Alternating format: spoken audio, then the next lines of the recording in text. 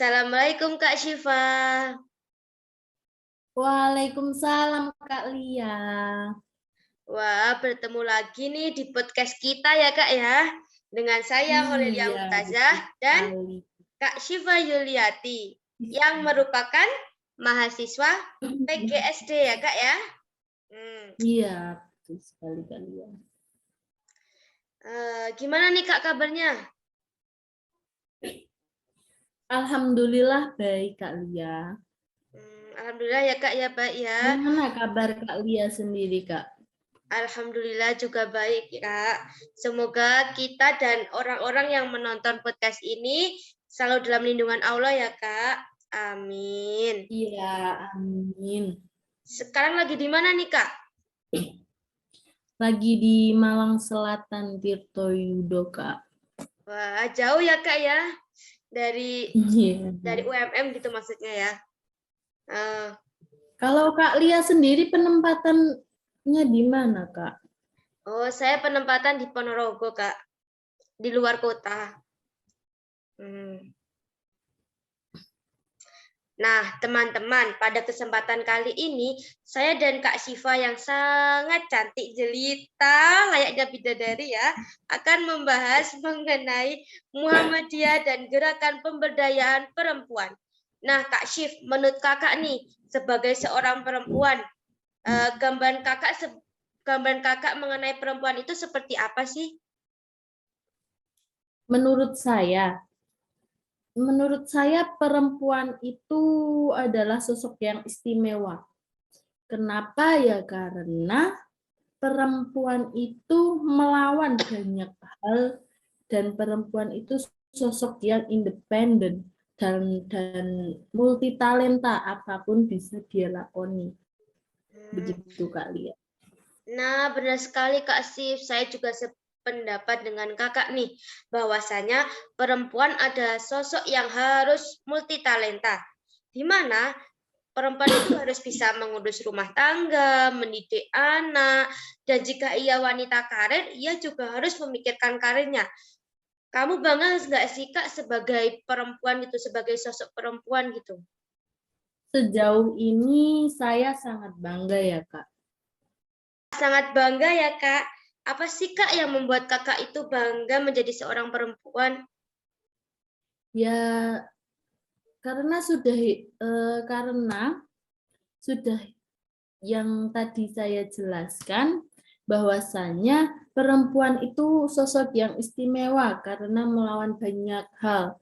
Dari lahir perempuan itu selalu dinomorduakan lah, kira-kira ya kan, masyarakat lebih menomorduakan perempuan begitu, dan perempuan juga sosok yang independen dan multitalenta begitu Kak. Kenapa kok kakak bisa berbicara seperti itu gitu Kak? Alasannya gitu Kak ya?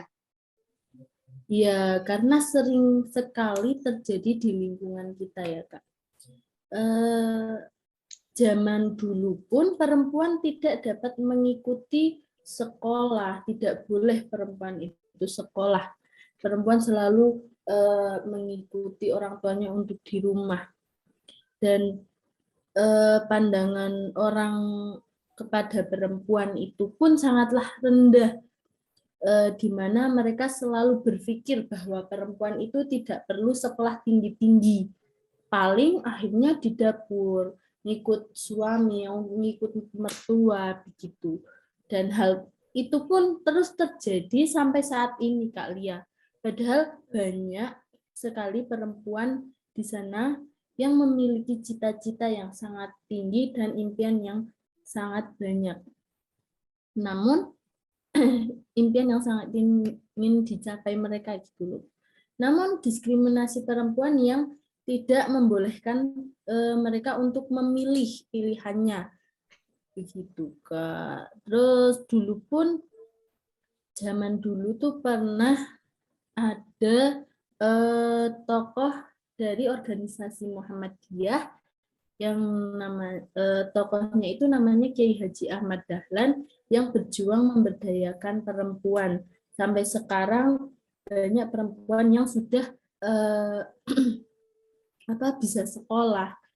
lebih majulah pandangan orang terhadap perempuan. Ya Kak, itu merupakan tokoh Muhammadiyah ya Kak, yang kalau nggak salah beliau membuat pendidikan untuk perempuan-perempuan di waktu itu seperti pengajian dan khusus-khusus, bukan sih Kak? Ya, betul sekali Kak Lia. Beliau merupakan tokoh Muhammadiyah. Organisasi Muhammadiyah sendiri ini merupakan organisasi Islam yang cukup mapan menempatkan perempuan setara dengan laki-laki. Seperti yang Kak Lia bilang tadi, Kiai Haji Ahmad Dahlan membuat pendidikan untuk perempuan seperti pengajian kursus-kursus. Kiai Haji Ahmad Dahlan ini dibantu Nyai Walidah, istrinya beliau, menggerakkan perempuan untuk memperoleh ilmu, melakukan aksi sosial di luar rumah. Kaum perempuan didorong meningkatkan kecerdasannya itu melalui pendidikan informal dan non-formal seperti pengajian dan kursus-kursus seperti itu, Kak. Kalau dari Muhammadiyah sendiri nih Kak, gambaran perempuan itu seperti apa sih Kak?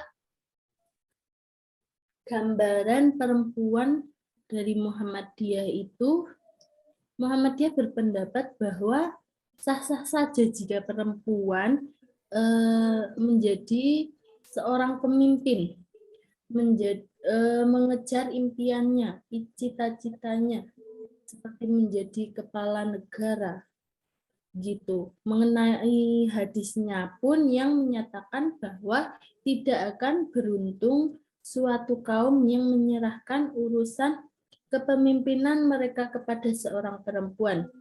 Nah, hadis itu dianggap hanya bersifat kontekstual, dalam arti tidak berlaku secara umum, ketidakbolehannya, begitu Kak Lia. Lalu apa sih Kak yang dilakukan Muhammadiyah untuk memberdayakan perempuan gitu Kak? Yang dilakukan Muhammadiyah itu, pemberdayaan itu merupakan upaya yang dapat dilakukan untuk meningkatkan kesejahteraan terhadap perempuan. Muhammadiyah selaku organisasi Islam yang besar di Indonesia mempunyai tujuan menjunjung tinggi dan menegakkan syariat Islam.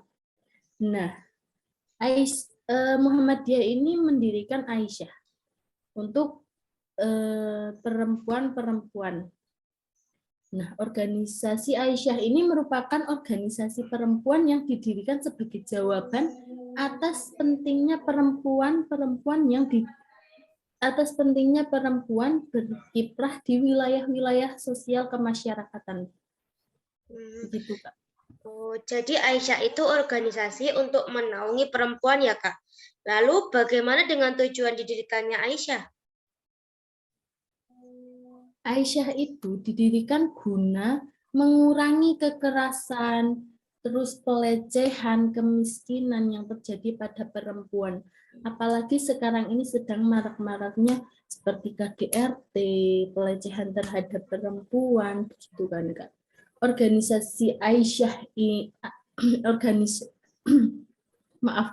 organisasi Aisyah ini adalah suatu organisasi otonom Muhammadiyah yang didirikan bersamaan dengan peringatan Isra Mi'raj waktu itu. Isra Mi'rajnya Nabi Muhammad pada tanggal 27 Rajab 1335 Hijriah.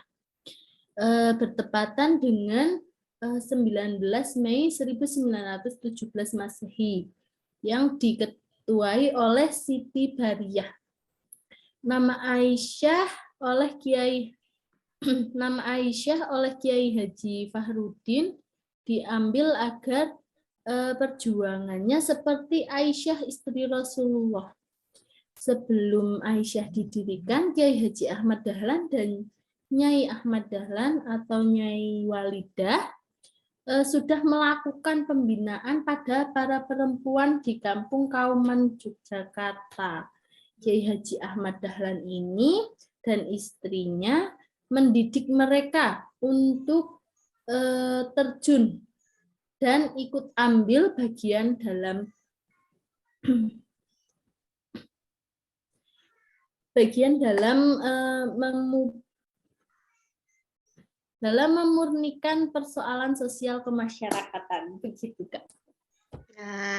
Nah, peran apa yang telah Aisyah berikan selama ini ya Kak?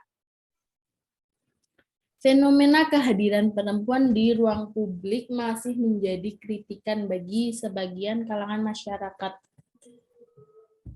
Wanita dalam kehidupan mempunyai beban yang sama berat dengan kaum laki-laki.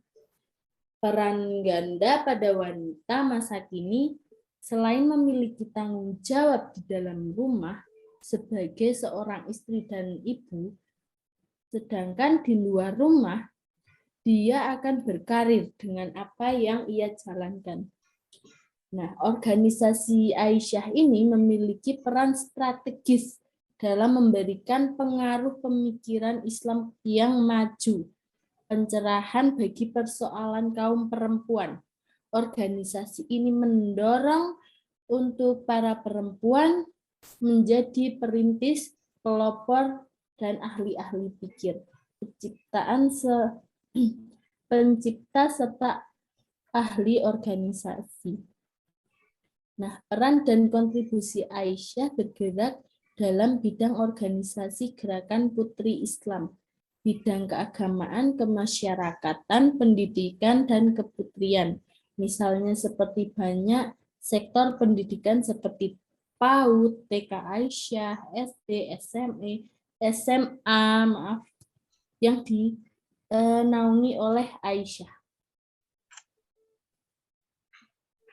Seperti yang ada di desa saya nih Kak Sif, sebelum ada sekolahan untuk anak-anak di bawah SD, akhirnya ibu-ibu Aisyah yang ada di desa saya mendirikan taman kanak-kanak. Jadi sekolahan TK pertama di desa saya yaitu TK Aisyah. Tidak hanya itu saja nih Kak Sif, ada juga di daerah saya rumah sakit yang di mana manajemennya yang memegang Perserikatan Aisyah Kabupaten Ponorogo. Namanya itu Rumah Sakit Aisyah Ponorogo, Kak. Iya, Kak Lia, memang banyak sekali kontribusi Aisyah yang ada di lingkungan kita. Contohnya seperti yang sudah disebut sama Kak Lia tadi. Baik, Kak. Lalu menurut Kakak, bagaimana sih kesetaraan gender dalam Muhammadiyah? Seperti yang sudah saya sampaikan tadi, Muhammadiyah itu berpendapat bahwa sah-sah saja perempuan menjadi kepala negara atau pemimpin. Mengenai hadis yang menyatakan tidak akan beruntung suatu kaum yang menyatakan urusan kepemimpinan mereka kepada seorang perempuan. Itu kan hanya bersifat kontekstual dan dalam artian tidak berlaku secara umum ketidakbolehannya. Jadi di sini Muhammadiyah tetap melakukan pemberdayaan perempuan, menempatkan perempuan sebagai perempuan. Tetapi dalam hal tertentu, Muhammadiyah membolehkan seorang perempuan sebagai seorang pemimpin, menggapai cita-citanya ingin menjadi apa, dan apa yang dia impikan itu untuk dilakukan.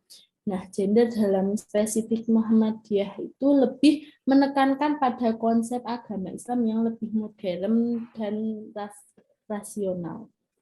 Gitu, Nah, selain organisasi Aisyah nih Kak, apakah ada organisasi lain yang menaungi perempuan gitu Kak di Muhammadiyah? Ada Kak Lia, seperti Nasihatul Aisyah, gitu. Oh, apa sih Kak yang membedakan Nasihatul Aisyah dengan Aisyah?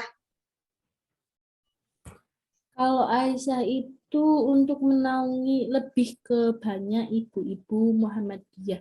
Sedangkan ya di Aisyah juga ada remajanya, namun ya kalau Nasihatul Aisyah itu lebih ke remaja-remaja putrinya saja.